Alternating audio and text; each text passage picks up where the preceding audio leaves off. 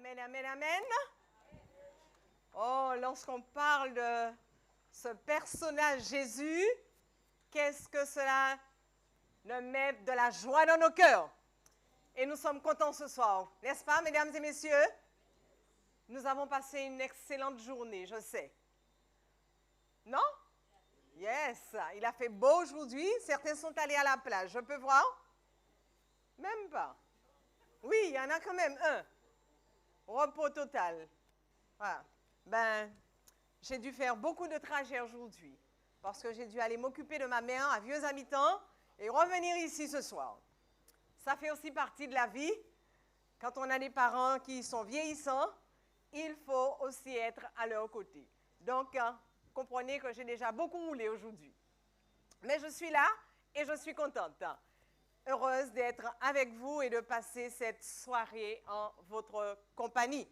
Nous abordons notre deuxième et dernière semaine. Alors, peut-être que pour certains, c'est ouf, wow, on arrive à la fin. Mais quand on a appris à être ensemble et à apprécier d'être ensemble, on se dit, ah, il y a un petit pincement, tout de même, pas vrai? Je sais que cela va permettre de prendre un peu de repos, parce que nous avons été sous les chapeaux de roue tous les soirs, et cela va permettre un peu de repos. Mais je suis convaincue que nos amis qui sont venus avec nous, soir après soir, ont eu du plaisir à écouter la parole de Dieu, et certainement ça va manquer. Alors je dois leur dire déjà, avec l'équipe, quelque chose est en train de s'organiser pour que vous ne soyez pas abandonnés. Parce que quand on a commencé à découvrir la parole de Dieu, il ne faut surtout pas s'arrêter en si bon chemin. Vous êtes d'accord avec moi, oui ou non? Alléluia, gloire à Dieu. Donc, tout est organisé pour que nous puissions poursuivre ce travail qui a commencé. Je rappelle, mesdames et messieurs, chers amis, que mercredi soir, nous aurons une soirée spéciale. Alors, je vois des bancs presque remplis. Presque remplis. Ou peut-être des bancs pas tout à fait remplis. Alors, pensez à appeler vos amis, à appeler les autres membres, les frères et sœurs, et de leur dire que c'est encore une semaine. Encore une semaine. Venez supporter au moins, si le message n'est pas ce qu'il faut, mais soyons ensemble. Et je suis convaincue que le Seigneur nous permettra de trouver de la bonne nourriture pour chacun de nous. Est-ce que tous vous avez déposé vos sujets dans la boîte? Oui? Bien sûr. Eh bien, nous allons avoir tout de suite notre moment de prière. Je vous invite donc à prendre la position qu'il faut, peut-être la position la plus adéquate pour que nous puissions ensemble prier.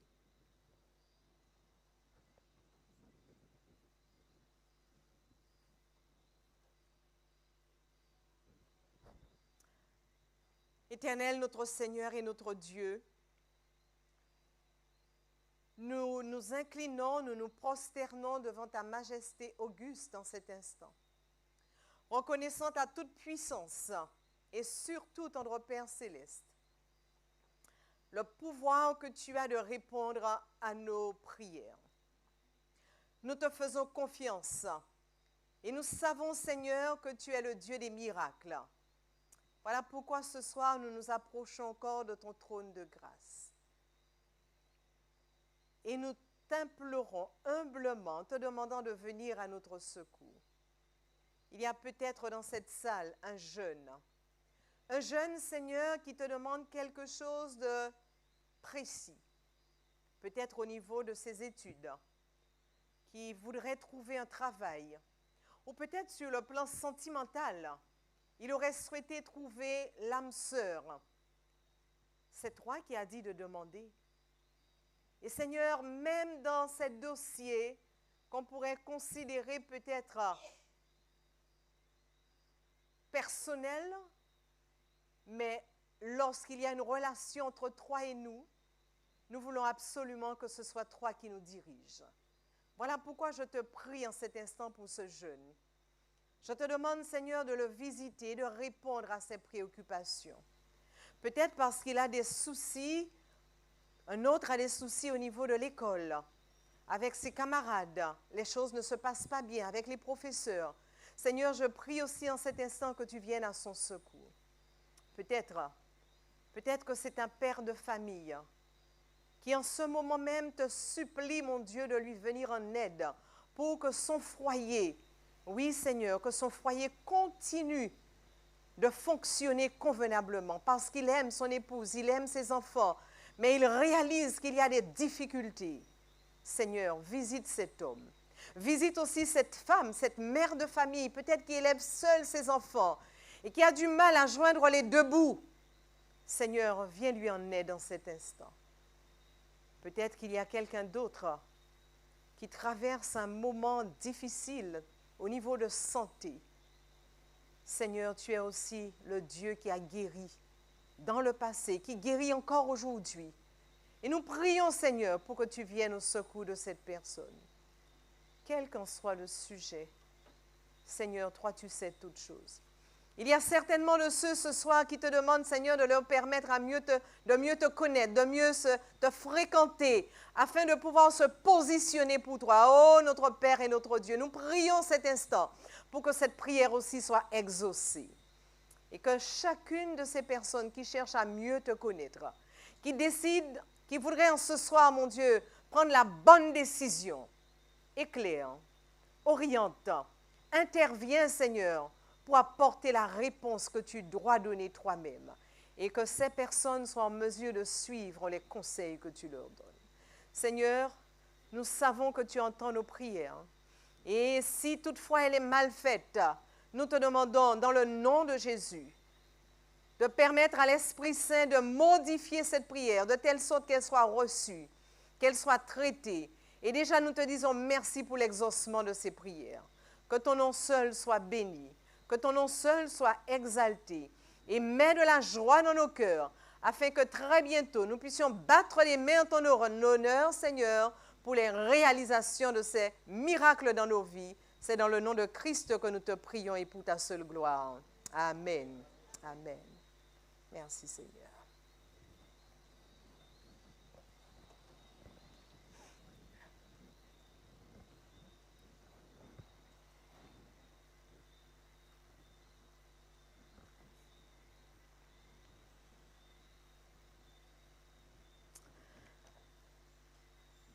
Le sujet de notre étude ce soir, c'est le thème de notre série de conférences. Voici l'homme. Oui, en effet, nous en avons déjà tellement parlé, nous avons déjà chanté ce thème et nous comprenons, chers amis, que ce thème est un thème passionnant. Et mardi dernier, alors que nous terminions la conférence, je me suis retrouvée dehors pour saluer. Il y a quelqu'un qui est passé près de moi et qui m'a dit « On finira bien par trouver cet homme ». Et pourquoi il l'a dit? Parce que mardi soir, je ne sais pas si vous vous rappelez du sujet, alors que lundi, nous avons dit que Dieu était en mesure de dire « Voici l'homme en créant Adam ». Et le mardi, nous avons vu « Sortie de route », disqualification. Alors, l'homme ne pouvait plus réaliser la mission. Par conséquent, cette personne m'a dit, mais on finira par trouver cet homme. Oui, chers amis, je crois qu'aujourd'hui, nous l'avons trouvé, n'est-ce pas? Nous l'avons trouvé, nous l'avons certainement déjà reconnu, cet homme. Nous l'avons reconnu, car, bien sûr, il est question de Jésus. Il est question de ce Christ que chacun de nous connaissons, que chacun de nous cherchons à mieux connaître, ce Christ qui, depuis tous ces jours, nous impressionne par son amour. Oh, mesdames et messieurs, chers amis, dans le livre de 1 Timothée, chapitre 2, et les versets 5 et 7, il est dit ceci, « Car il y a un seul Dieu. » Reviens. Ici. Je remets la diapo précédente. Merci, merci. Donc, il y a un seul Dieu et aussi un seul médiateur entre Dieu et les hommes qui s'appelle Jésus-Christ. Par conséquent, nous comprenons que cet homme que nous cherchions, bien sûr, c'est notre Seigneur Jésus-Christ. Lui qui s'est donné lui-même, et nous l'avons vu, il s'est donné en rançon, c'est-à-dire il a racheté notre humanité, il a payé le prix pour notre humanité. Et la Bible déclare que c'est le témoignage qui a été rendu. Oui, c'est le témoignage qui a été rendu parce que notre Seigneur Jésus a pris soin de chacun de nous. Oui, cet homme s'appelle Jésus. À ce jour, je disais que nous l'avons identifié. Nous l'avons reconnu, Yahvé, Yeshua, ce sauveur de l'humanité, l'intercesseur, l'homme de la situation, pourrions-nous dire. Et nous ne pouvons que bénir Dieu pour ce qu'il a réalisé pour nous. Mais j'ai envie de vous dire ce soir, chers amis, qu'il ne suffit pas d'identifier le personnage Jésus. L'identifier, savoir ce qu'il a fait, c'est bien, mais c'est insuffisant. C'est totalement insuffisant. La question de ce soir est la suivante. Que ferons-nous de ce Jésus? Oui, on l'a vu. Oui, on l'a vu agir. Oui, on a entendu ce qu'il a fait. Mais la question importante, c'est qu'allons-nous faire de Jésus? Qu'allons-nous faire de cet homme Jésus? Que ferons-nous de Jésus? Et je dirais que c'est une question hyper importante. Une question tellement importante qu'une réponse claire et distincte doit être donnée à cette question. Alors, bien sûr, je veux croire que certains ont déjà répondu à cette question, mais il y en a encore d'autres qui doivent répondre à cette question. Dans le livre de Matthieu, chapitre 27 et le verset 22, Pilate, un jour, a posé cette question. Que ferais-je donc de Jésus qu'on appelle le Christ? Et malheureusement, tous ceux qui étaient là et qui ont entendu la question de Pilate ont dit quoi? Crucifiez-le, qu'il soit crucifié. Oui, mesdames et messieurs, cette scène se déroule quelques heures avant la mort de Jésus. Quelques heures avant la mort de Jésus, cette question est posée par Pilate à la nation juive. La nation juive qui est le peuple choisi de Dieu à l'époque pour représenter la race humaine. Et j'insiste dessus. En Éden, Dieu avait créé Adam et Ève pour représenter la race humaine. Nous savons ce qui s'est passé. Quelque temps plus tard, Dieu va se choisir un peuple parmi tous les autres peuples de la terre. Pas parce qu'il aimait ce peuple davantage que les autres, mais parce qu'il voulait travailler avec ce peuple et utiliser ce peuple pour être le canal par lequel il parlerait aux autres peuples. Ainsi donc, je peux dire que la nation juive que Jésus avait choisie, Israël, ensuite le peuple juif, était en quelque sorte le représentant de la race humaine à l'époque de Jésus. Et quelle va être la réponse de la race humaine quand Pilate a posé la question « Que ferais-je de cet homme qu'on appelle Jésus ?» Alors, la réponse a été qu'il soit crucifié. Et lorsque je dis c'est le représentant, la nation représentante de la race humaine, cela sous-entend, mesdames et messieurs, que c'est vous et moi, c'est nous qui avons déclaré ce jour-là qu'il soit crucifié. Vous êtes d'accord avec moi? Oui, je vois les soucis qui se froncent comme cela, mais je n'étais pas là. Je n'étais pas là, ce n'est pas moi. Yes, je comprends. Nous avons dit que lorsque Jésus est mort, il est mort pour nous. Et là, nous l'avons tous accepté. Nous avons dit que lorsque Jésus est monté au ciel, il est monté avec nous. Et là, nous avons tous accepté ce message. Il est beau, il est réjouissant. Mais lorsqu'on dit que lorsque la nation juive dit qu'il soit crucifié, et c'est la race humaine tout entière qui dit qu'il soit crucifié, là on dit non, non, non, non, je ne suis pas là. Mais remontons en Éden, lorsque Adam a péché, qui a péché? C'était Adam ou la race humaine? C'est la race humaine qui a péché. C'est la race humaine qui a péché. Oui, aussi déstabilisant, secouant que cela puisse paraître, mesdames et messieurs, eh bien, c'est bien cela. À travers la réponse de la nation juive, eh bien, tous nous nous trouvons dedans. Parce qu'en réalité, c'est nous tous qui avons tué Jésus à la croix. N'est-ce pas? C'est de nos péchés qu'il est mort.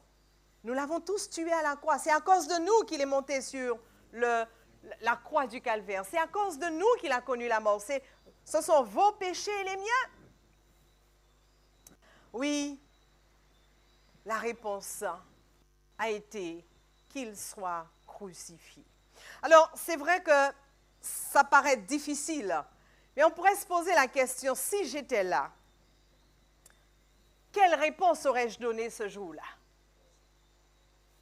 Quelle aurait été ma réponse ce jour-là? Puisque lorsque nous lisons la Bible nous laisse entendre que c'était une populace, c'était un groupe de personnes. Il y avait enfants, jeunes, adultes, vieux, toutes sortes de personnes.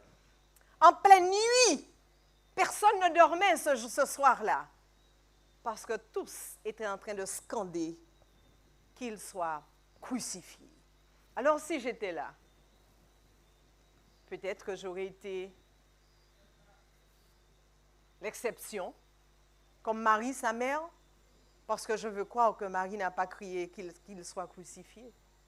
Alors peut-être aurions-nous été des exceptions. Gloire soit rendue à Dieu. Mais aujourd'hui, l'essentiel, c'est de savoir quelle est la réponse que nous allons donner. Quelle sera notre réponse, mesdames et messieurs, face à cette question? Oui. Dans Matthieu chapitre 27, nous pouvons lire la suite. Parce que Pilate, lui aussi, va être saisi par l'Esprit Saint pour apporter une réponse.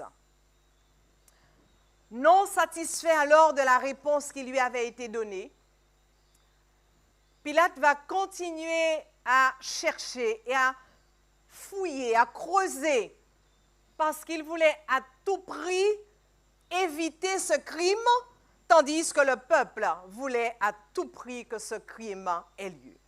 Alors le gouverneur va dire, « Mais quel mal a-t-il fait? Quel mal a-t-il fait? » Et il criait quoi? Qu'il soit crucifié. Il criait, le texte dit qu'il criait encore plus fort, qu'il soit crucifié. Alors imaginez un peu la scène, hein? Pilate qui dit, mais quel mal a-t-il fait? Et vous êtes la foule. Vous dites quoi? C'est bien, vous avez réagi. Et là, vous dites, non, je ne vais pas le dire. Mais oui, mais c'est ça. Alors, je vais le dire. Et la foule criait qu'il soit crucifié.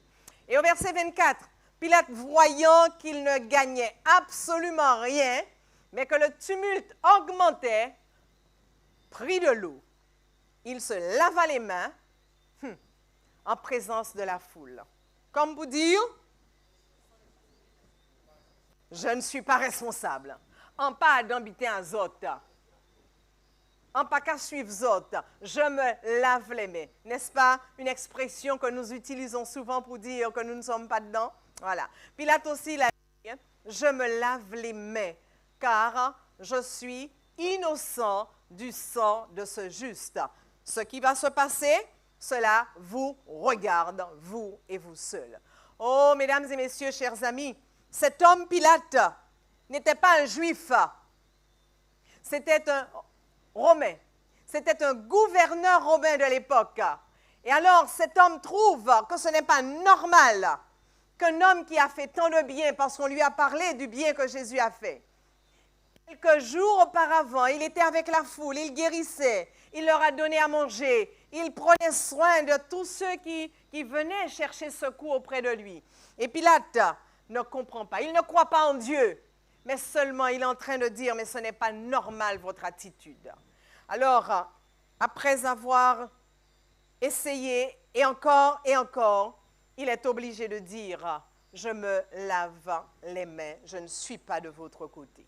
Mesdames et messieurs, et Dieu, dans son grand amour, va continuer à interpeller ce gouverneur. Il va continuer à parler au cœur de Pilate. Et il va mettre dans la bouche de Pilate la réponse qui aurait dû être donnée par la nation juive. De quelle réponse s'agit-il?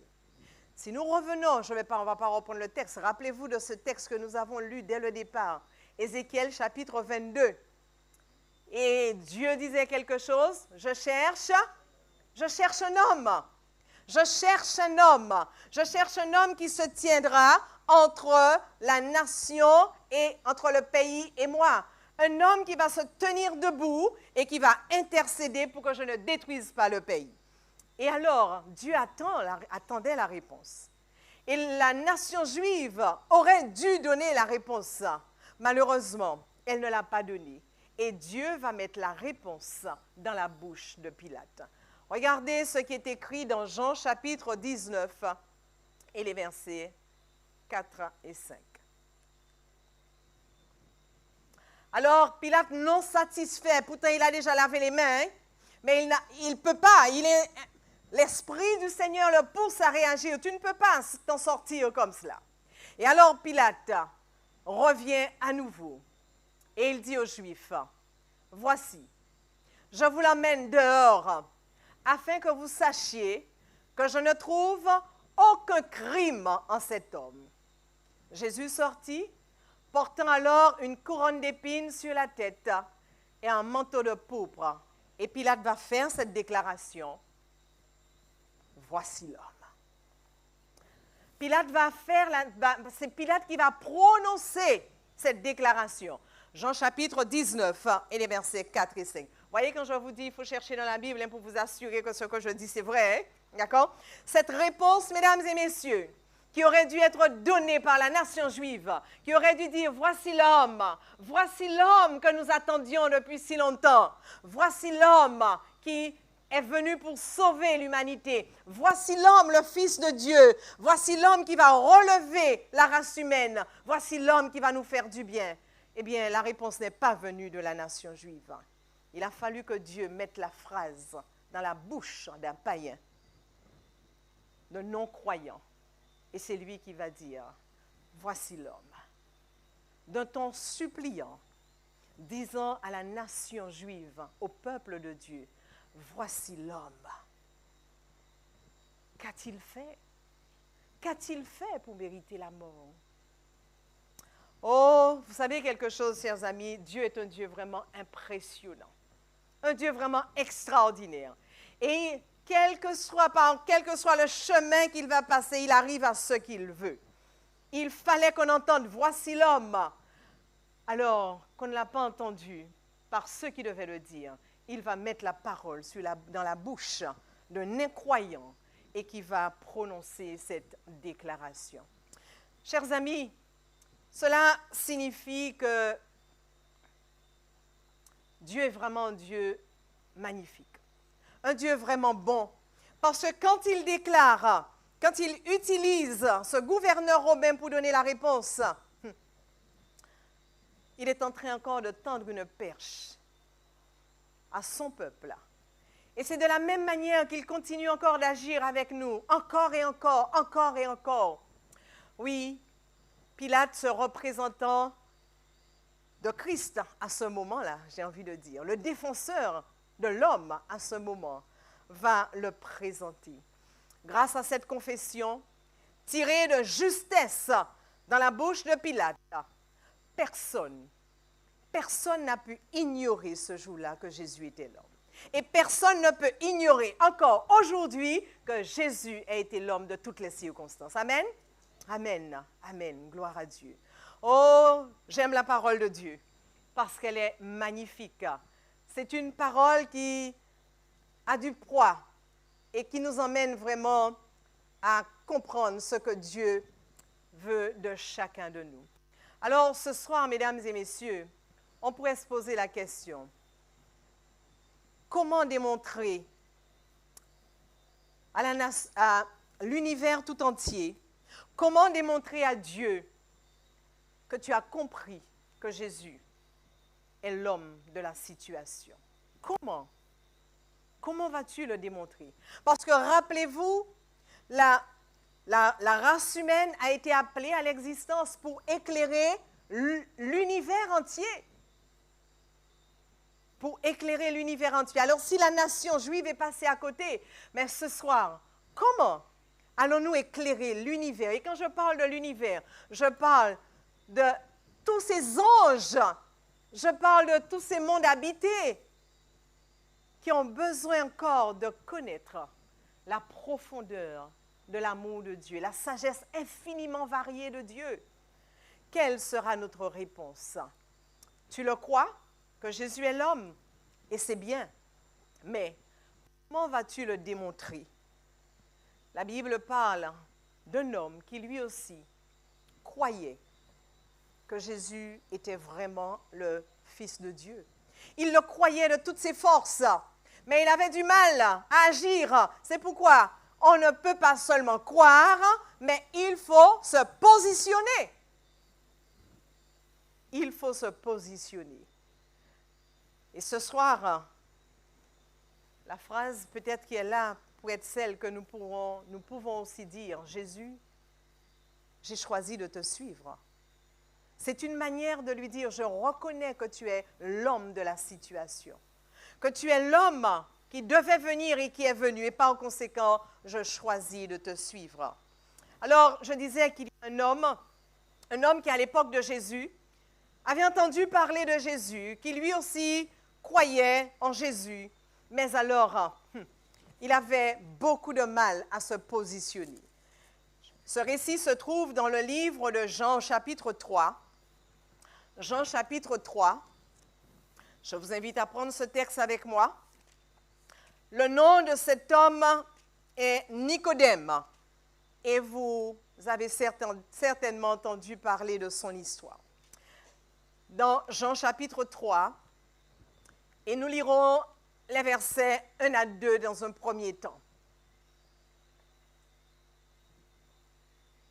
Il y eut un homme d'entre les pharisiens, nommé Nicodème, un chef des Juifs, qui vint, lui, auprès de Jésus de nuit. Et retenez, il vient de nuit auprès de Jésus. Pas parce que Jésus avait des conférences bibliques de nuit comme ce soir, point du tout. Mais ne voulant pas être vu, ne voulant pas être remarqué, ne voulant pas que l'on sache qu'il commençait à fréquenter Jésus, il va choisir de venir en pleine nuit, là où tout le monde dort et personne ne le voit. Enfin, passons. Alors il vient vers Jésus de nuit et lui dit, « Maître, Rabbi », la même chose, « nous savons que tu es un docteur venu de Dieu, car personne ne peut faire ces miracles que tu fais si Dieu n'est avec lui. » Et nous imaginons que cet homme est en train d'élever Jésus, de raconter les prouesses de Jésus, ce qu'il a entendu. Et ce soir-là, chers amis, Jésus va droit au but. Il va droit au but et il va parler à Nicodème. Jésus lui répondit, « En vérité, je te le dis, si un homme ne naît de nouveau, il ne peut voir le royaume de Dieu. » Quel lien qu'il y a-t-il entre ce que Nicodème est en train de dire à Jésus et la réponse de Christ? Il est en train de dire, ne perdons pas de temps. Allons droit au but. Je sais ce que tu es venu faire. Je sais et je vais t'aider. J'aime ce Jésus. Il est formidable. Lorsqu'il voit que nous sommes englués et que nous essayons de nous en sortir à notre manière, il nous dit, mais non, je suis là. Viens, je vais t'aider. Je vais t'aider. Formidable, n'est-ce pas? Ce n'est pas celui qui veut nous accabler, ce n'est pas celui qui veut nous condamner, mais c'est celui qui veut toujours nous emmener à nous relever et aller plus loin. Alors il dit clairement à Nicodème, si un homme ne naît de nouveau, il ne peut voir le royaume de Dieu. Alors Nicodème saisit la balle au bon parce qu'en fait ça entre tout à fait dans ce qu'il veut entendre. Alors il dit à Jésus, mais comment? Comment un homme peut-il naître quand il est vieux? Peut-il rentrer dans le sein de sa mère et naître? Qui est Nicodème? On a dit tout à l'heure, on a vu un chef, quelqu'un, un érudit, quelqu'un qui étudie, quelqu'un qui, en principe, devrait connaître les choses aussi élémentaires. Et alors, il pose la question à Jésus, mais est-ce que quelqu'un, après être né, peut encore rentrer dans le sein de sa mère et naître de nouveau? En réalité, Nicodème n'avait jamais entendu que quelqu'un pouvait naître de nouveau, une deuxième fois. Et que cette nouvelle naissance était quelque chose d'indispensable. C'est ce que Jésus déclare. Parce que sans cette nouvelle naissance, dit Jésus, on ne peut voir le royaume, on ne peut voir le royaume de Dieu. C'est un message, mesdames et messieurs, important que nous avons déjà vu. En partie, rappelez-vous, nous avons vu que nous sommes hébergés. D'accord? Nous avons vu que par l'incarnation de Christ, nous sommes hébergés en Christ. Et que parce que nous sommes en Christ, par la foi, nous sommes déjà assis dans les lieux célestes. OK? Nous sommes déjà assis dans les lieux célestes. Mais pour voir le royaume de Dieu, marcher dans le royaume de Dieu, demeurer dans le royaume de Dieu, non plus par la foi, mais dans la réalité, Jésus dit, il faut quelque chose d'autre. Vous ne pouvez pas vous contenter d'être en moi, par la foi, dans le royaume de Dieu. Il faudra sortir de Christ et marcher, être vraiment dans le royaume de Dieu. Voilà pourquoi Jésus déclare, si quelqu'un ne naît une deuxième fois, cette personne ne peut pas voir le royaume de Dieu. Il ne s'agit plus, dit Jésus ici, une notion de foi seulement. Il faut passer à l'action. Il faut poser un acte. Et cet acte, dit Jésus, il faut naître une deuxième fois. Mesdames et messieurs, chers amis, Jésus sait qu'en réalité, tous ceux qui sont en lui, qui ont été hébergés, qui sont en lui par la foi, Jésus sait très bien que toutes ces personnes ne pourront, ou peut-être pas pourront, toutes ces personnes ne seront jamais dans le royaume de Dieu, ne verront le royaume de Dieu, n'y entreront pas. M'avez suivi? Tous ceux qui sont aujourd'hui, par la foi en Jésus, dans les lieux célestes, dans le royaume, dans la réalité, n'y seront pas. Pourquoi? Parce que Jésus ne le veut pas? Point du tout. Mais parce que beaucoup vont refuser d'y aller. Parce que beaucoup vont refuser de poser les actes qui sont nécessaires pour y entrer, non plus par la foi, mais par la vue. Vous comprenez donc, il ne suffit pas d'être en Christ par la foi dans les lieux célestes pour que ce soit correct, pour que ce soit suffisant. Le Seigneur nous dit, il faut aller plus loin. Et c'est ce que Jésus déclare ici à Nicodème. Il te faut naître de nouveau. Parce que Dieu veut que chacun de nous, nous puissions nous positionner. Mesdames et messieurs, si Jésus s'était contenté, si pour Dieu c'était suffisant qu'en Christ, nous soyons dans les cieux, que nous soyons dans le royaume et que par conséquent, nous y restions tous parce qu'en lui, nous avons tous été sauvés, cela voudrait dire que Dieu nous forcerait d'y être. Et l'Éternel ne force personne. Dieu a créé tous, a créé tous les êtres libres, libres de choisir, libres de dire oui, je veux, mais non, ça ne m'intéresse pas. Ainsi donc, le Seigneur veut que nous poursuivons ce processus jusqu'au bout et que nous allions au terme de ce qu'il attend de nous. Alors, Poursuivons notre échange.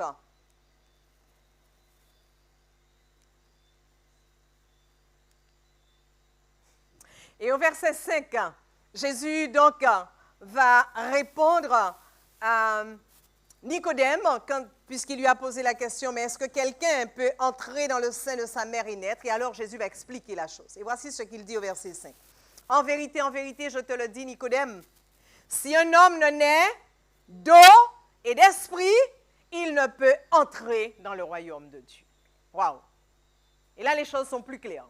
Si un homme ne naît d'eau et d'esprit, puisque Nicodème semblait ne pas comprendre, alors Jésus va lui dire, je veux être clair. Si un homme ne naît d'eau et d'esprit, il ne peut entrer dans le royaume de Dieu. Oui, chers amis, Jésus nous dit que pour bénéficier de ce cadeau salut que nous avons vu tout au long de la semaine dernière, qu'il nous a déjà offert, nous devons absolument passer par la nouvelle naissance. La nouvelle naissance qui est composée de deux éléments distincts. Quoi? Naître d'eau et d'esprit. Connaître la naissance d'eau et la naissance d'esprit. La naissance d'eau, mesdames et messieurs, seule ne suffit pas.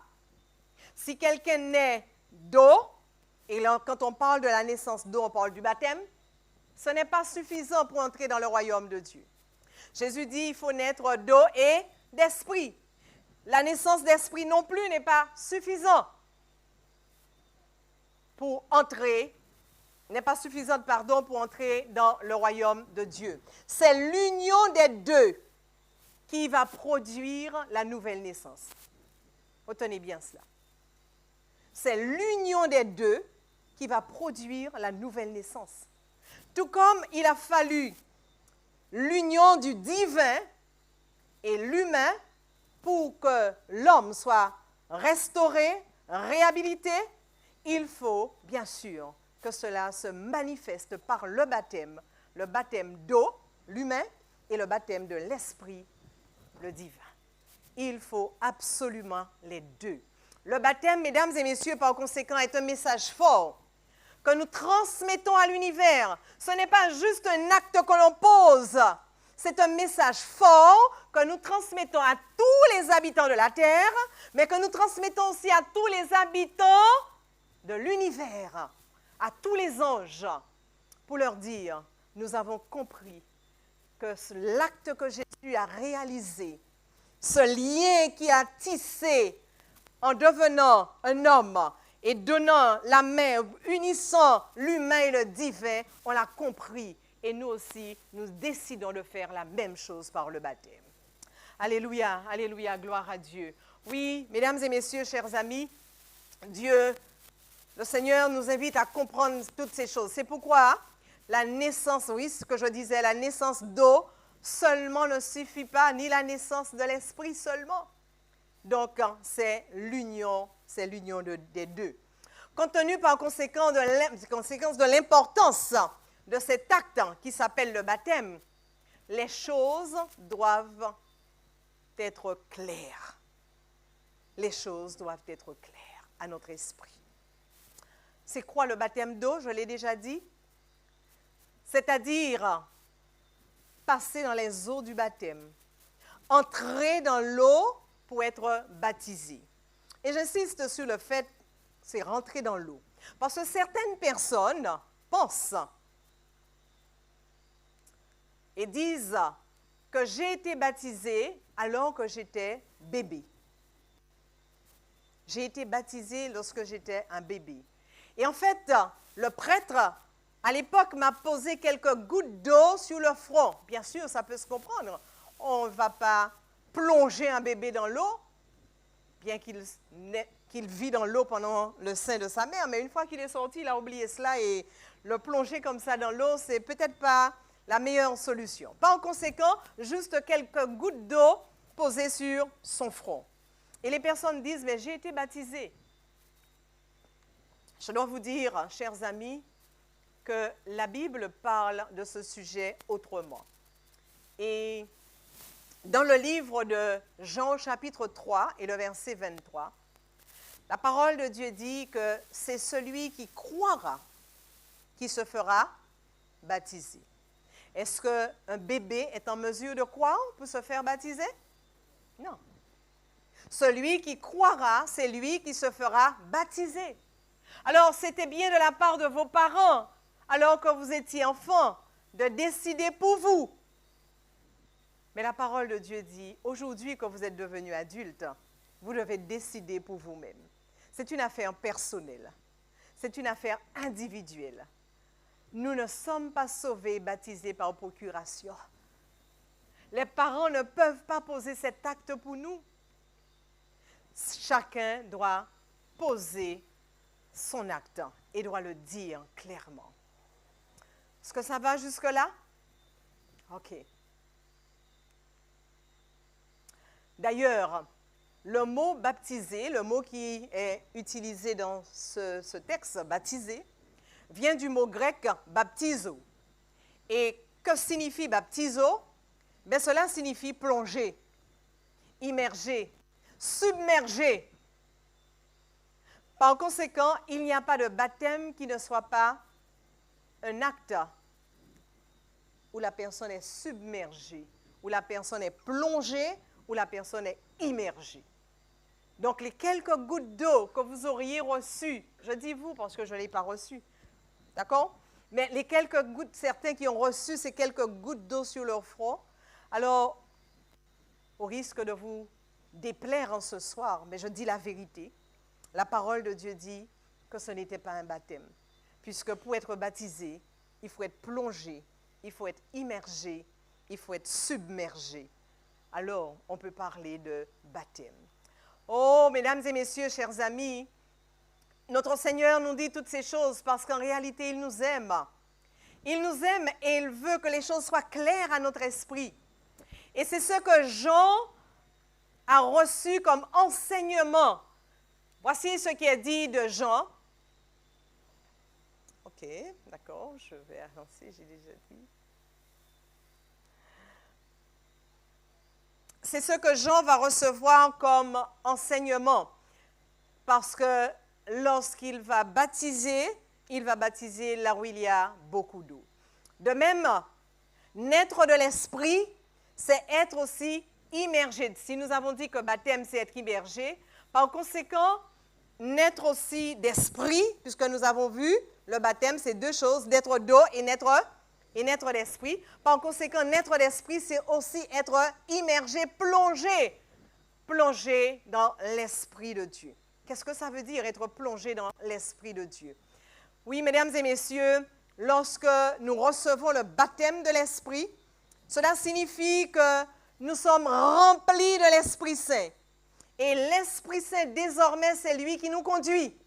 Désormais, c'est l'Esprit Saint qui nous dirige, qui dirige nos pensées, qui dirige nos émotions, qui dirige nos paroles, qui dirige nos actions. En réalité, tous nos faits et gestes, l'Esprit Saint dirige. Et c'est pourquoi le baptême de l'Esprit, contrairement au baptême d'eau, qui est fait une fois, le baptême de l'Esprit, là, nous pouvons le réclamer chaque jour. Chaque jour, nous pouvons le réclamer. Chaque jour, nous pouvons le réclamer pour que nous soyons toujours plus inondés, remplis de l'Esprit de Dieu et être en mesure d'être conduits véritablement par l'Esprit de Dieu. Oh, chers amis, je crois que le Seigneur est en train de nous parler ce soir et de nous dire les choses clairement. Dans le livre de Luc au chapitre 3, les versets 21 et 22, ce texte, Jésus, lui aussi, a connu le baptême d'eau et d'esprit. Il ne nous a pas demandé de faire quelque chose que lui-même n'a pas connu, n'a pas expérimenté. Voici ce qui est dit. Tout le peuple se faisait baptiser et Jean avait reçu cet ordre, disais-je il y a un instant, de baptiser là où il y a beaucoup d'eau. D'accord? Et pendant qu'il priait, donc tout le peuple se faisait baptiser et Jésus lui aussi va se faire baptiser. Et pendant qu'il priait, le ciel s'ouvrit et le Saint-Esprit descendit sur lui sous une forme corporelle, comme une colombe. Et une voix fit entendre du ciel ces paroles, « Tu es mon fils bien-aimé, en toi j'ai mis toute mon affection. » Donc Jésus lui aussi a été baptisé d'eau et d'esprit. alors qu'il est rentré dans l'eau pour être baptisé, bien sûr, il a reçu aussi le baptême de l'Esprit. Dans Matthieu chapitre 3, versets 13 à 15, d'accord, il y a le tiret 13 à 15, là aussi nous pouvons lire. Alors Jésus vint de Galilée au Jourdain vers Jean pour être baptisé par lui. Et remarquez ce qui est écrit ici. Jean s'y opposait en disant, c'est moi qui ai besoin d'être baptisé par toi. Et c'est toi qui viens vers moi pour que je te baptise. Ce n'est pas normal. Et qu'est-ce que Jésus va dire? Laisse faire maintenant. Pourquoi? Car il est convenable que nous accomplissions de cette manière ce qui est juste. Par conséquent, nous comprenons que le baptême est un acte juste. Et quelque chose de normal, de bien, quelque chose qui doit être réalisé. Ce n'est pas si on veut, on peut. Jésus avait dit à Nicodème, si quelqu'un ne naît d'eau et d'esprit, il ne peut pas entrer dans le royaume de Dieu. Mesdames et messieurs, ce soir, le Seigneur est en train encore de s'adresser à nous. Qu'allons-nous faire? Qu'allons-nous faire? Quelle sera notre réponse? Je voudrais aussi vous dire que le baptême n'est pas seulement un acte qu'on pose, mais une source de joie. Parce que certains sont en train de réfléchir et se dire, ouais, mais j'ai déjà été baptisé, et puis qu'est-ce que je vais faire? Et que va penser ma mère en apprenant que je dois être rebaptisé? Mais ce n'est pas normal. Alors j'ai envie de vous dire une chose ce soir. Alors que vous êtes en train de réfléchir pour prendre la bonne décision, sachez que le baptême est une source de joie. Ceux qui acceptent de suivre Jésus dans les eaux du baptême, de faire comme Jésus a fait, mesdames et messieurs, ce sont des gens qui sont joyeux, heureux, parce qu'ils ont suivi le Maître. Ils ont choisi de faire exactement ce que Jésus a fait. Samedi, lorsque je suis sortie après la conférence, il y a une amie qui s'est approchée de moi et qui m'a dit, « Pasteur, oh, je suis dans la joie, mon cœur est joyeux, je suis bien, je me sens heureuse parce que vraiment ce que j'ai entendu m'a fait du bien. » Et j'ai envie de dire à cette amie, si elle est là ce soir, le Seigneur te propose encore mieux, plus. Le Seigneur veut que ta joie soit encore bien plus grande. Le Seigneur veut ce soir, mon ami, que ta joie déborde. Et il a promis que cela se fera lorsque toi aussi tu accepteras de marcher avec lui comme lui-même il a marché. Le baptême est une source de joie. Il est important de se rappeler que tout ce que Dieu nous propose, mesdames et messieurs, chers amis, est toujours pour notre Amen. C'est pour notre épanouissement, pour notre bien, pour notre bonheur. Le Seigneur ne nous propose jamais quelque chose pour nous détruire. Si c'était cela, Jésus n'aurait pas quitté le ciel et ne serait pas venu jusqu'ici. Il l'a fait, c'était pour notre bien, parce qu'il nous aime, parce qu'il nous aime, parce qu'il nous aime. Oh, ne voulez-vous pas fréquenter ce Christ? Ne voulez-vous pas fréquenter ce Seigneur qui a tant fait pour vous?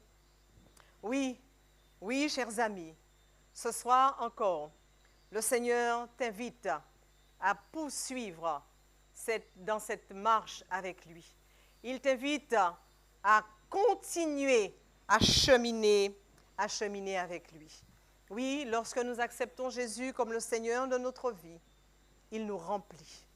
Il remplit notre vie. Il nous remplit de joie, il nous remplit de paix. Il nous remplit de tout ce qu'il y a de mieux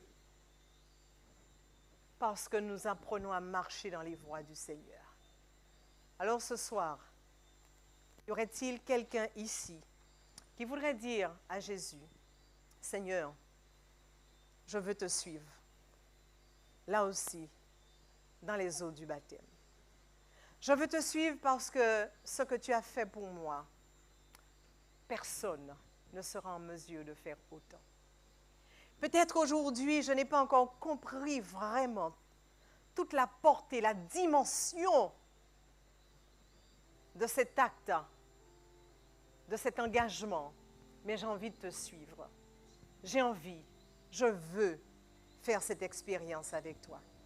Est-ce qu'il y a quelqu'un ce soir qui voudrait dire à Jésus, moi, je voudrais te suivre moi aussi dans les eaux du baptême? Est-ce qu'il y a quelqu'un qui aimerait le dire au Seigneur? Ne te sens pas intimidé. Je sais que ce n'est pas toujours facile de prendre une telle décision. Mais le Seigneur te dit ce soir, le chemin c'est là.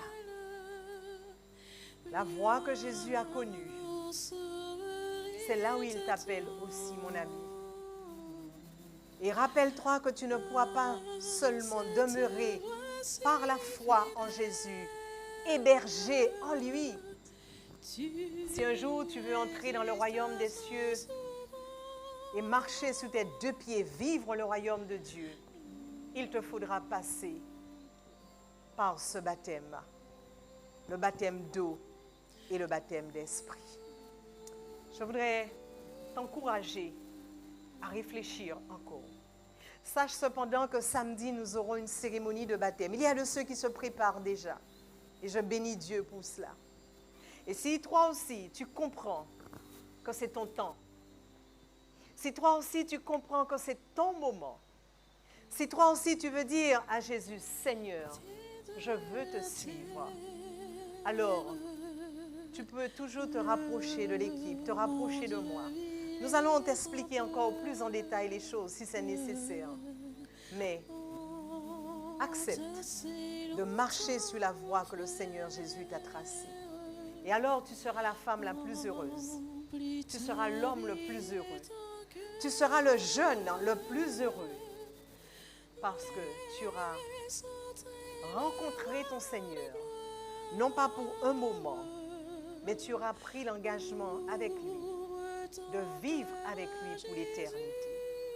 Je prie Dieu qu'il y ait plusieurs qui s'engagent avec le Seigneur. Alors, que l'Éternel continue de parler à ton cœur et qu'il t'emmène à prendre la bonne décision. Je vais t'inviter à vous tenir debout et nous allons prier. Nous allons prier ensemble.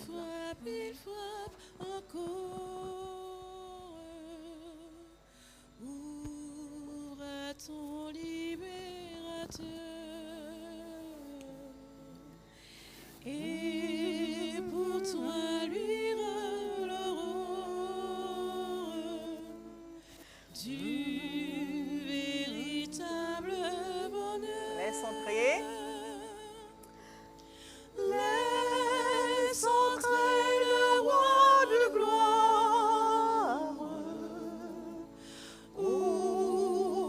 Ton cœur à Jésus, laisse entrer le roi de gloire. Hâte-toi, ne tarde plus. Oh, notre Seigneur et notre Dieu, Dieu de bonté, Dieu d'amour, Dieu de justice, Dieu de fidélité, ce soir encore, tu nous as démontré ton amour pour nous, la race humaine. Et nous voulons te dire merci. Merci. Seigneur, tu as accompli par Jésus ton Fils cet acte du baptême que lui-même a considéré comme un acte juste. Et il a voulu le faire lui-même parce qu'il savait qu'en 2025, il y aurait encore des hommes et des femmes qui trouveraient que c'est difficile. Alors, il a choisi de le faire afin de montrer à tout homme, à toute femme, le modèle à suivre. Seigneur, en ce soir, tu nous as parlé, nous avons entendu, nous avons lu, nous avons compris. Il y a encore peut-être quelque chose qui nous retient. Je prie que l'Esprit passe en cet instant, qu'il passe au cours de cette nuit, qu'il passe dans la vie de tes enfants. Et tout comme tu l'as fait pour Pilate, alors Seigneur, qu'il devait donner la bonne réponse parce que la race juive n'avait pas pu donner la bonne réponse. Tu t'es saisi de lui et tu as mis sur ses lèvres le message qu'il fallait donner. Voici l'homme. Alors Seigneur, je prie de même que tu passes dans nos vies, que tu passes dans la vie de tes enfants, de ceux que tu aimes et qui sont déjà hébergés en toi et qui sont déjà aujourd'hui dans les lieux célestes, mais par la foi, tu veux, Seigneur, aujourd'hui qu'ils posent cet acte clair pour te dire, je veux entrer pleinement, je veux y être. Lorsque Jésus apparaîtra, je veux être avec lui sur les nuées des cieux. Je veux être avec lui dans le royaume des cieux. Je veux vivre avec lui pendant l'éternité. Alors, Seigneur, aide ton enfant. Visite-le. Rassure-le que cet acte sera quelque chose de formidable qui va lui apporter toute la joie qu'il n'a peut-être jamais connue jusqu'à maintenant. Parce qu'il aura vraiment non seulement la certitude de son salut, mais l'assurance qu'il pourra vivre l'éternité en ta compagnie. Alors, Seigneur, nous te bénissons, nous te louons et nous te remercions parce que tu continues le travail que tu as commencé en chacun de nous. Et permets, mon Dieu, à tous ceux qui se sont déjà engagés, qui ont pris cet engagement, que nous soyons aussi en mesure, mon Dieu, de tenir ferme dans cet engagement et de ne point revenir en arrière. Accorde-nous une agréable nuit de repos et que ta paix repose en nous. C'est dans le nom de Christ que je t'ai prié pour ta gloire. Amen. Amen. Je vous souhaite, mesdames et messieurs, une bonne nuit et je vous donne rendez-vous demain soir pour un autre sujet aussi passionnant. Je vous invite donc à vous tenir debout.